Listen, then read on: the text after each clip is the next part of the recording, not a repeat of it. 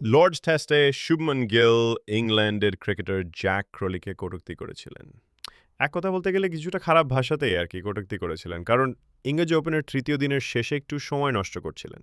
বিষয়টা কারোরই চোখে এড়ায়নি, কারণ গেলের এই কাজ বেশ কয়েক বছর আগে পর্যন্ত বিরাট কোহলি করতেন, কারণ কোহলির আগ্রাসী ধরনের মানসিকতা। তবে বিরাটের সঙ্গে গেলের পার্থক্য রয়েছে, সেটা মানসিকতার হোক বা পারফরম্যান্সের। তাই গেলের এই আচরণেরই সমালোচনা করেছেন প্রাক্তন ক্রিকেটাররা। ভারতীয় দলের প্রাক্তন ক্রিকেটার মনোজ তিওয়ারি অবশ্য খুব একটা খুশি নন শুভমন গিলের ব্যবহারে। তিনি বলছেন, গিলের ওই কাজগুলো আমার ঠিক ভালো লাগেনি। আমার মনে হয়েছে ও বিরাট কোহলিকে কপি করার চেষ্টা করছিল, আর এর ফলে ওর ব্যাটিংয়ে প্রভাব পড়েছে। এমনিতে প্রথম দুই টেস্টেই ১৭ রান পাওয়া গেল লর্ডসে এসে দুই ইনিংসে করেন ১৬ এবং ৬। ভারতীয় দল মাত্র ১৯৯৩ রানের লক্ষ্যমাত্রাও চেজ করে জিততে পারেনি।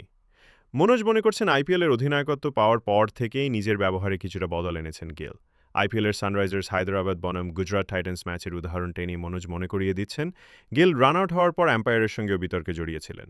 মনোজের কথায়, যবে থেকে গিল আইপিএল অধিনায়কত্ব করছে আমি দেখছি যে ও একটু আগ্রাসী মানসিকতায় চলে গেছে। আম্পায়ারদের সঙ্গে রাগারাগি করছে। এটা গিলের স্বভাব বিরুদ্ধে। এগুলো ওর করার দরকার নেই। ও নিজের মতো করে আগ্রাসী হতে পারে। তার মানে এটা নয় যে মুখে খারাপ কথা বলতে হবে।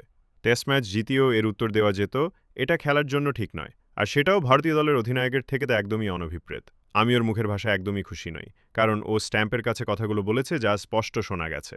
ওকে বুঝতে হবে যে ও ভারতীয় দলের অধিনায়ক। হয়তো আগের